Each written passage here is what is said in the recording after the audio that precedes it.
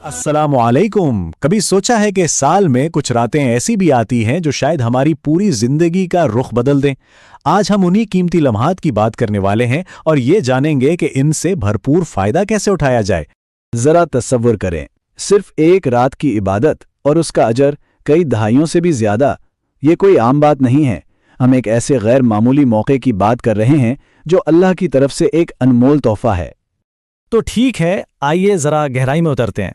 इन आखिरी 10 रातों की असल कद्र क्या है और इनमें वो कौन सा सबसे बड़ा इनाम छुपा है जिसका हर एक को इंतजार रहता है। अच्छा, तो हम असल में किस चीज़ की तलाश में हैं? वो है लैलतुल क़द्र, यानी तकदीर की रात। ये वो ख़ास रात है जब कुरान का नुज़ूल शुरू हुआ और कहा जाता है कि इसी रात आने वाले साल के फैसले लिखे जाते हैं। देखें, कुरान खुद उसकी अहमियत बताता है। शब कदर 1000 महीनों से बेहतर है। अब ये सिर्फ कोई शायराना बात नहीं है। 1000 महीने, इसके पीछे एक बहुत गहरी हकीकत छुपी हुई है। और वो हकीकत ये है कि 1000 महीने पता है कितने बनते हैं? 83 साल से भी ज्यादा, यानी एक औसत इंसान की पूरी जिंदगी से भी लंबा अरसा। सोचें तो सही, सिर्फ एक रात की इबादत का इनाम पूरी जिंदगी की इबादत से भी ज्यादा। तो यही वजह है कि यह रात इतनी खास है। ये कोई आम रात नहीं है। देखें, इसी रात कुरान नाजिल हुआ। फरिश्ते हजरत जिब्राइल अलैहिस्सलाम के साथ जमीन पर उतरते हैं। हमारी साल भर की तकदीर के फैसले होते हैं और इसमें की गई इबादत का सवाब एक पूरी जिंदगी के बराबर है। और सबसे बढ़कर यह अपने पिछले तमाम गुनाहों की माफ़ी का एक सुनहरी मौका है। तो सवाल ये पैदा होता है कि इस रात को तलाश कैसे किया जाए। इसका एक सबसे बेहतरीन और आजमूदा तरीका है एतिकाफ। अच्छा, एतिकाफ क्या है? ये बुनियादी तौर पर एक रूहानी खलवत है, एक किस्म का स्पिरिचुअल रिट्रीट। इसमें होता यह है कि दुनिया के तमाम कामकाज और खल्फिशार से खुद को अलग करके सिर्फ और सिर्फ अल्लाह से जोड़ा जाता है। ये दुनिया से कटकर अपने खालिक से राब्ता मजबूत करने का नाम है। और ये अमल मर्दों और औरतों दोनों के लिए है। मर्द हजरात अक्सर मसाजिद में इतिकाफ करते हैं, जबकि ख़वातीन अपने घर में ही एक मखसूस जगह या कमरा इबादत के लिए वक्फ कर सकती हैं। मकसद एक ही है, दुनियावी मामलात से बिल्कुल कटकर मुकम्मल तौर पर इबादत में डूब जाना। अच्छा, अब चाहे कोई एतिकाफ में हो या घर पर, इन रातों से भरपूर फ़ायदा उठाने के लिए एक गेम प्लान होना बहुत ज़रूरी है। तो आइए एक ऐसा ही मंसूबा बनाते हैं। हम अपनी इबादत को 4 अहम हिस्सों में तकसीम कर सकते हैं। ये समझ लें कि ये हमारी रूहानी इमारत के 4 सतून हैं। पहला, कुरान से जुड़ना। दूसरा, अपनी नमाज को बेहतरीन बनाना। तीसरा, जिक्र को बढ़ाना। और चौथा, दिल से दुआ करना।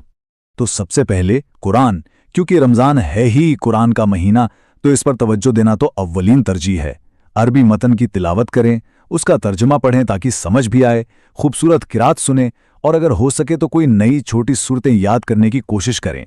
फिर आती है नमाज यानी सलात। ये वक्त है कि हम अपनी नमाजों को बस अदा न करें बल्कि इसे कामिल बनाएं।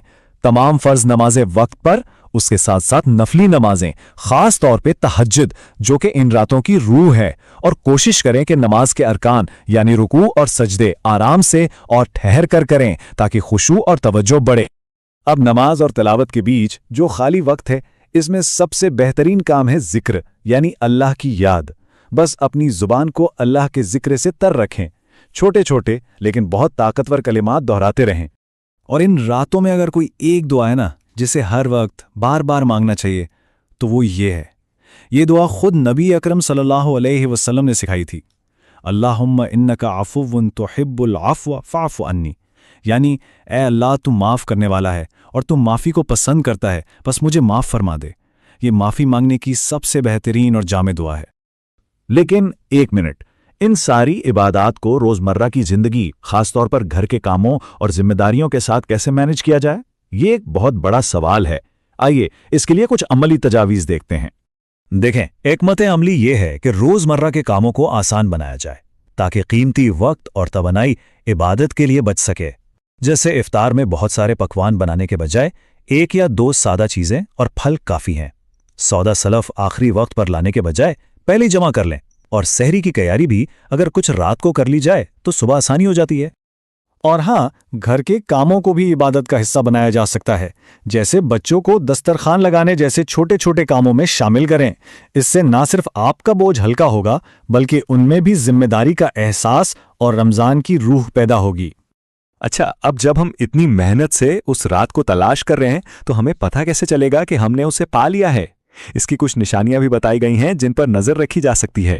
تو ہمیں کیا تلاش کرنا ہے؟ کہتے ہیں کہ یہ ایک بہت پرسکون اور ٹھہری ہوئی رات ہوتی ہے۔ موسم بہت معتدل ہوتا ہے، نہ زیادہ گرمی نہ زیادہ سردی۔ دل میں ایک عجیب سا سکون اور اطمینان محسوس ہوتا ہے، اور اس کی سب سے مشہور نشانی یہ ہے کہ اگلی صبح جب سورج نکلتا ہے تو وہ بہت صاف ہوتا ہے، لیکن اس کی شعاعیں تیز اور چبھنے والی نہیں ہوتی۔ تو ٹھیک ہے، یہ 10 راتیں گزر جائیں گی، لیکن ان میں جو روحانیت، جو توجہ اور اللہ سے جو تعلق ہم نے بنایا، وہ رمضان کے ساتھ ختم نہیں ہونا چاہیے۔ اصل سوال اور اصل چیلنج بھی یہی ہے کہ اس تجربے کی روح کو، اس کیفیت کو ہم باقی سارا سال اپنی زندگی میں کیسے زندہ رکھ سکتے ہیں۔ شان رمضان ہر دل کی پہچان